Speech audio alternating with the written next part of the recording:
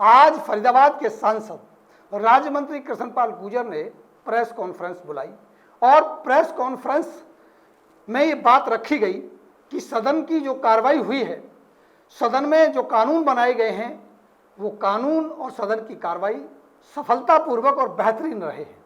भले ही विपक्ष ने वॉकआउट किया हो, भले ही विपक्ष ने मोदी जी के भाषण को ना सुना हो, भले ही विपक्ष मणिपुर की बात करता रहा हो, लेकिन सदन की कार्रवाई और सदन द्वारा बनाए गए कानून जनहित में, देश हित में बहुत ही बेहतरीन रहे।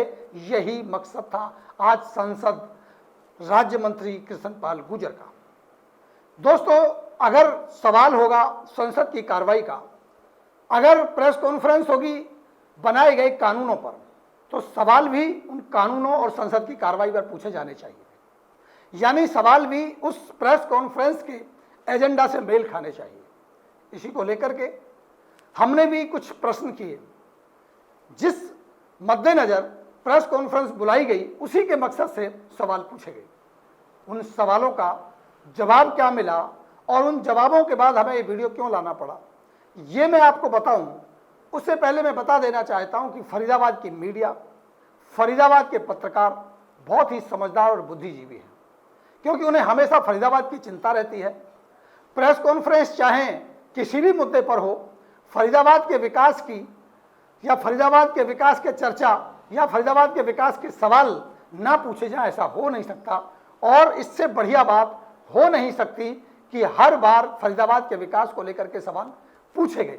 भले ही ये बात अलग है कि जवाब चाहे जो दिए गए हो। तो आज भी उसी कड़ी में संसद की कार्रवाई को लेकर के और कानूनों को लेकर के जो प्रेस कॉन्फ्रेंस हो रही थी, हमारे द्वारा ये सवाल पूछा गया कि क्या सदन में जो कानून बनाए जाते हैं, भारत सरकार जो कानून बनाती है, वो अमेरिका में बैठे व्यापारियों के कहने से कानून बना देती है। क्योंकि अभी अभी एक मामला संज्ञान में आया कि 3 कृषि कानून जो बनाए गए थे, वो 3 कृषि कानून अमेरिका में बैठे एक व्यापारी जो भारत के ही व्यक्ति हैं, उनकी आइडिया की वजह से वो कानून बने थे। जब हमने ये सवाल पूछा तो राज्य मंत्री कृष्णपाल गुर्जर ने बड़े ही बेबाकी से कहा कि ये बेबुनियाद बातें हैं, ये बेकार की बातें हैं, इस तरह किसी का कोई आइडिया नहीं होता। हमने कहा कि ये बात नीति आयोग से साबित होती है। नीति आयोग ने चिट्ठी लिखी है, नीति आयोग के यहाँ मेल आए हैं, नीति आयोग इस बात की वेरीफाई करता है। वो लिखता है कि ये शरद मराठे जो नाम हमने लिया था कि एक व्यक्ति है, इसके कहने पर कानून बनते हैं। तो उन्होंने कहा कि ये बकवास है, ऐसा कुछ भी नहीं है, और अगर ऐसा है तो आप हमें दिखा दीजिए। मैं उन्हें ये सबूत जरूर दिखा पाता, प्रेस कॉन्फ्रेंस में ही दिखा पाता, बशर्ते मुझे ये पता होता कि ये प्रेस कॉन्फ्रेंस संसद की कार्रवाई को लेकर और जो कानून बनाए गए हैं उनको लेकर के बुलाई गई है। तो मेरा सवाल भी प्री प्लान्ड होता और उसके साथ में ये सबूत भी मैं लेकर के जाता। क्योंकि मैं प्रेस कॉन्फ्रेंस में गया था, प्रेस कॉन्फ्रेंस बुलाने का मकसद पता नहीं था, तो हम वो सबूत लेकर के नहीं गए। लिहाजा उन्होंने सवाल कहा कि आप वो सबूत दिखाइए, किस आधार पे और क्या कहता है नीति आयोग। तो मुझे आवश्यकता हुई कि ये वीडियो बनाई जानी चाहिए और वो सबूत राज्य मंत्री कृष्णपाल गुर्जर और इस देश की जनता के सामने लाना चाहिए, और जवाब का जो उन्होंने जवाब दिया उसको वेरीफाई करना चाहिए कि नीति आयोग ने आखिर लिखा क्या था और ये पूरा का पूरा मामला क्या था। एक बार फिर मैं आपको बता देना चाहता हूं कि जो सवाल हमारी तरफ से था वो ये था, क्या भारत सरकार विदेश में बैठे एक व्यापारी के कहने से कानून बनाती है? शरद मराठे के कहने से 3 कृषि कानून बनाए गए। तो जवाब उनका क्या था वो आप पहले सुन लीजिए, उसमें सवाल भी है और राज्य मंत्री कृष्णपाल गुर्जर जी का जवाब भी है। इसके बाद मैं आपको दिखाऊंगा कि आखिर ये मामला क्या है, नीति आयोग ने इसको लेकर के क्या कहा, क्या लेटर जारी किया था। पहले वो सुनाइए कि राज्य मंत्री कृष्णपाल गुर्जर क्या कहते हैं, क्या सवाल था। सवाल ये है कि शरद मराठे जो अमेरिका में व्यापारी हैं, उनके कहने पर 3 कृषि कानून बनाए गए, ऐसा हमारे पास मेल है नीति आयोग का। तो क्या जो कानून बनते हैं वो अमेरिका के कहने पर बनते हैं? सवाल ये है। भाई आपके कहने से थोड़ी है, कोई क्या कह देगा उस पर? सर मेल नीति आयोग का है। कौन नीति आयोग क्या कहती है बताना, नीति आयोग ने कहा है? मेरे पास पेपर है, नीति आयोग ने कहा है कि उनका रिकमेंडेशन आया है और हम उसके रिकमेंडेशन बहुत आते हैं सरकारों के पास जी। तो सुना दोस्तों आपने। अब आपको हम बताते हैं कि जो उन्होंने कहा कि दिखाइए क्या है, क्या क्या नीति आयोग ने कह दिया, ये सब बकवास है, सब फालतू की बातें हैं। तो अब मैं बड़े ही गंभीरता से ये कहता हूँ, या तो जो मेल मैं आपको दिखा रहा हूँ, आप आधिकारिक रूप पर ये कहिए कि ये मेल नीति आयोग में कभी आया नहीं। आप आधिकारिक रूप में कहिए नीति आयोग ने चिट्ठी कभी लिखी नहीं, और शरद मराठे का नाम कभी भी नीति आयोग ने लिया नहीं, इस तरह की मीटिंग बुलाई नहीं गई, तो हम भी ये मानेंगे कि शायद ये खबर झूठी हो सकती है, गलत हो सकती है। वैसे विस्तृत रूप से जो हमारा वीडियो है, इसके ऊपर मैंने डिटेल में वीडियो बनाया है, वो वीडियो मेरे चैनल पे पड़ा है, यूट्यूब पे भी पड़ा हुआ है और फेसबुक पे भी पड़ा हुआ है। आप पूरा का पूरा 15-20 मिनट का वीडियो है इस पूरी कहानी को लेकर के, आप उसे देख सकते हैं। लेकिन उसके साथ साथ मैं दिखाना चाहता हूँ, मंत्री जी ने जो बात कही कि आप किस मेल की बात कर रहे हो, तो वो मेल मैं आपको दिखाता हूँ। ये देखिए, ये जो आप मेल देख रहे हैं, ये मेल है आपका, ध्यान से देखिए आप, 1/12/2018 को लिखा गया। लेकिन इस मेल से पहले का एक लेटर मैं आपको दिखाता हूँ। ये लेटर सबसे पहले आप देखिए, ये लेटर है memorandum, office memorandum, NITI Aayog, parliament street, नई दिल्ली, 16 अक्टूबर 2017। 16 अक्टूबर 2017 को ये चिट्ठी लिखी थी नीति आयोग ने। डॉक्टर JP मिश्रा हैं, एडवाइजर एग्रीकल्चर, इन्होंने चिट्ठी लिखी है। और ये चिट्ठी किसको लिखी है और सब्जेक्ट क्या है? सब्जेक्ट है doubling of farmer income market driven agri link business model regarding, यानी रिगार्ड ये है कि किसानों की इनकम को डबल कैसे किया जाए, इस पर चर्चा होगी। और इस पर चर्चा करने के लिए क्या होगा, जो नीति आयोग लिख रहा है, NITI Aayog has received a concept note from Shri Sharad M मराठे। समझ लीजिएगा कि नीति आयोग को रिसीव हुआ है एक कॉन्सेप्ट, किसके द्वारा? शरद मराठे के द्वारा, on the subject sites above. और इसके ऊपर चर्चा होगी। इसमें बताया गया कि FMC कंपनियां और PPC कंपनियां मिलकर के एक बेहतरीन तरीके से किसानों की आय को दोगुने का फॉर्मूला बना सकती है। पूरा आइडिया था, मैं डिटेल में उसमें नहीं जाऊंगा, मैंने दूसरे वीडियो में डिटेल में बात की है। इसके ऊपर चर्चा होगी, हाई लेवल मीटिंग बुलाई गई है। इसका जो समय और तारीख है, इसमें लिखा है, it has been decide to discuss the concept in the meeting of high level group. आप समझ लीजिएगा। और स्पष्ट लिखा है, the date and time of the meeting will be intimate separately. आपको अलग से इसका समय और इसकी तारीख बता दी जाएगी। और ये चिट्ठी लिखी गई IPS minister state of agriculture Shri Gajendra Singh Shekhawat भी इसमें शामिल हुए उस समय के, और अरुण कुमार पांडा सेक्रेटरी, अशोक डलवानी CEO और T हक चेयरमैन। ये चिट्ठी लिखी गई थी और स्पष्ट नाम इसमें लिखा गया है, श्री शरद M मराठे। शरद M मराठे कौन है, ऐसा मैंने पहले वीडियो में बताया, लेकिन फिर एक बार बता देता हूँ। ये एक व्यापारी हैं, अमेरिका में अपना बिजनेस चलाते हैं, अपनी फैक्ट कंपनी चलाते हैं, इंडिया में भी इनकी एक कंपनी चलाते हैं।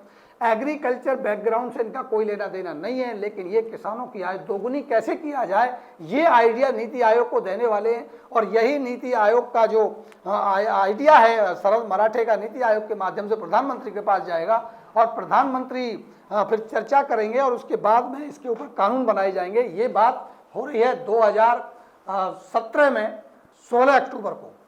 और उसके बाद टास्क फोर्स बनाई गई। टास्क फोर्स बनाने के बाद में सारा काम हुआ। एक मेल में आपको दिखाता हूँ, ये मेल और आप देखिएगा ध्यान से। ये मेल आया है 1 दिसंबर 2018 को सुबह 10 बजे, और ये मेल आया है किसकी तरफ से? शरद मराठे की तरफ से। किसको किया गया? राजीव जी को किया गया। राजीव जी कौन है? नीति आयोग के उपाध्यक्ष तत्कालीन। अब आप समझिए वो लिख क्या रहे हैं। राजीव जी को लिख रहे हैं शरद मराठे कि जैसा कि डिस्कस हुआ है हमारा, now that task force on doubling of farmer income, किसानों की इनकम को डबल करने के लिए जो टास्क फोर्स बनी, उसके लिए मेरे को बैठ के डिस्कस करना होगा। जो भी इसमें डिटेल है आप पढ़ सकते हैं, मैं हिंदी तर्जुमा करके और सीधी भाषा का इस्तेमाल करके आपको समझाने की कोशिश कर रहा हूँ।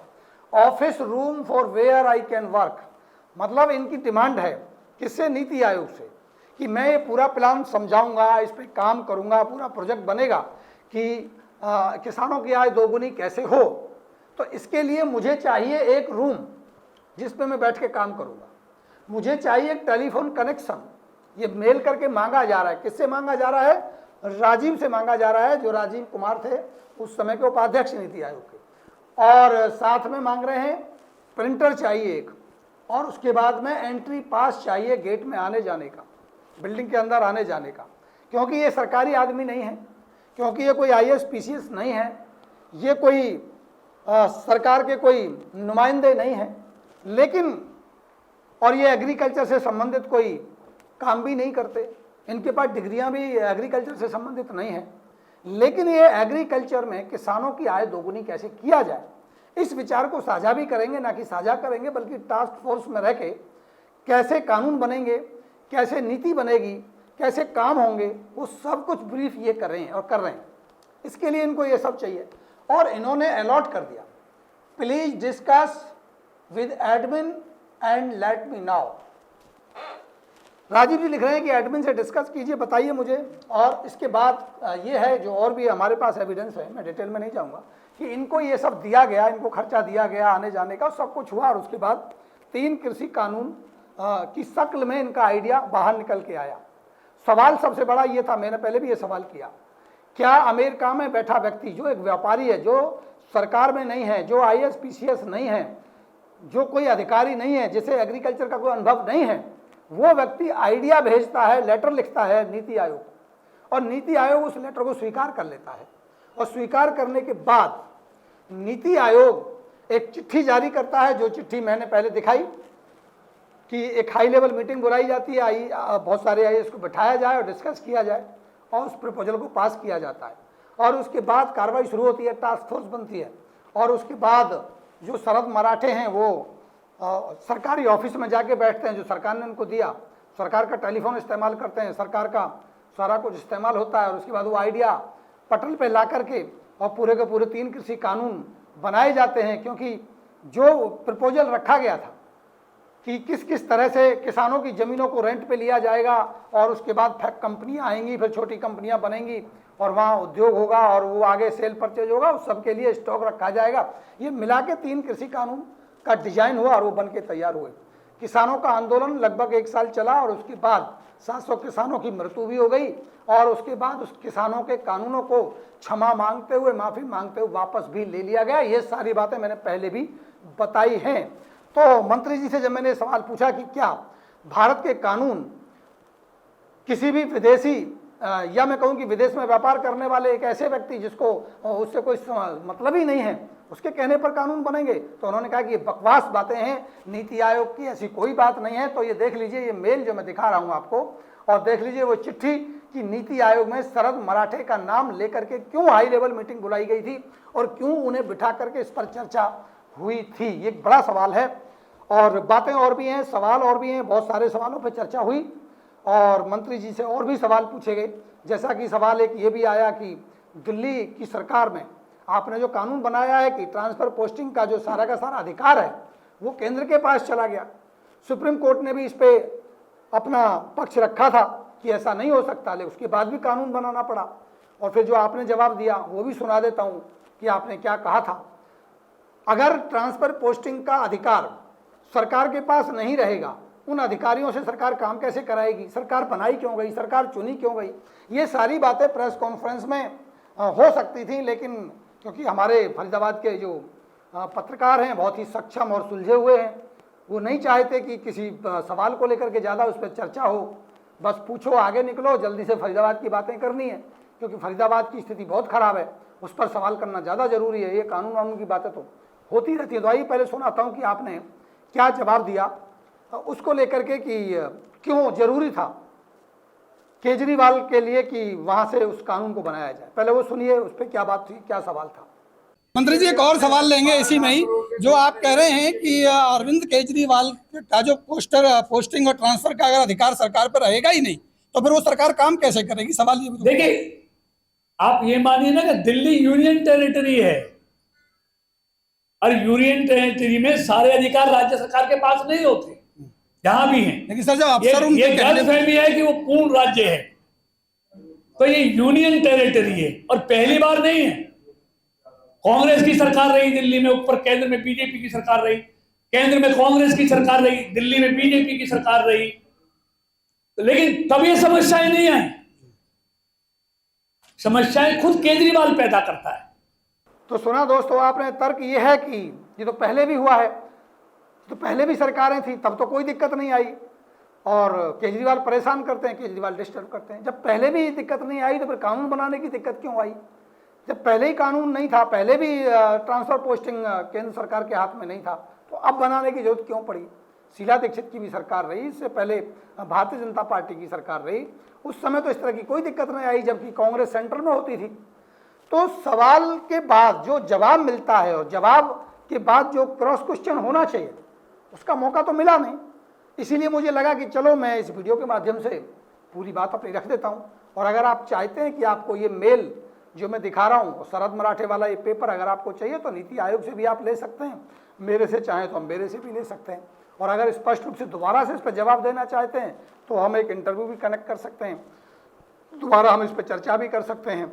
और जहाँ तक बात आती है मिजोरम की, कि मिजोरम में इंदिरा गांधी ने जो हमला किया वो मिजोरम के लोगों को मरवा दिया, मैं बड़ी गंभीरता से अपना व्यू रखना चाहता हूँ कि मिजोरम में इंदिरा गांधी ने 1966 में जो कार्रवाई करवाई, जो एयरफोर्स ने वहाँ बम दागे, ये बात ठीक हो सकती है कि वहाँ की जनता को नुकसान हुआ होगा, क्योंकि जब इस तरह की कार्रवाई होती है जनता को नुकसान होता है। लेकिन सवाल सबसे बड़ा ये, क्या देश का प्रधानमंत्री अपनी देश की जनता को मरवाने के लिए बम लगवा सकता है, वो भी इंदिरा गांधी जैसा?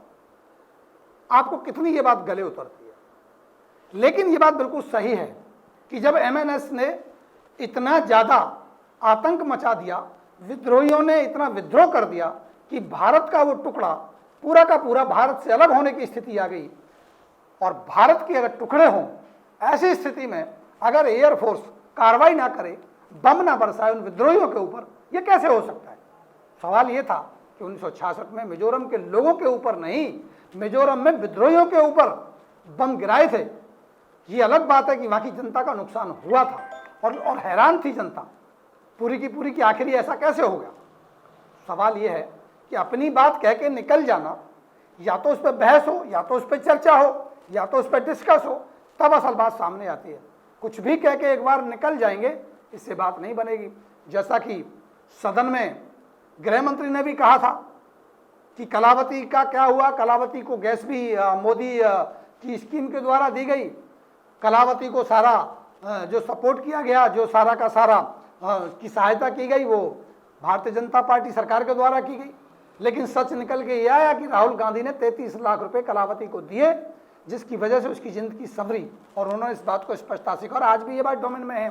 तो कुछ भी बात केवल कह के निकल जाओ, मुझे लगता नहीं है ये बात सही होगी। सही बात यह है कि अगर आपने अपनी बात रखी है और प्रेस कॉन्फ्रेंस बुलाई है, तो सवाल का जवाब भी सही आना चाहिए और उस पर डिस्कस भी सही होना चाहिए। और मेरा विनम्र निवेदन रहता है अपने पत्रकार भाइयों से कि सवाल अगर किसी ने किया है तो उसका उत्तर सही से सुनने देना चाहिए, आने देना चाहिए। पक्ष और विपक्ष सही से जब बात होगी तभी पत्रकार वार्ता एक सफल पत्रकार वार्ता कहलाएगी।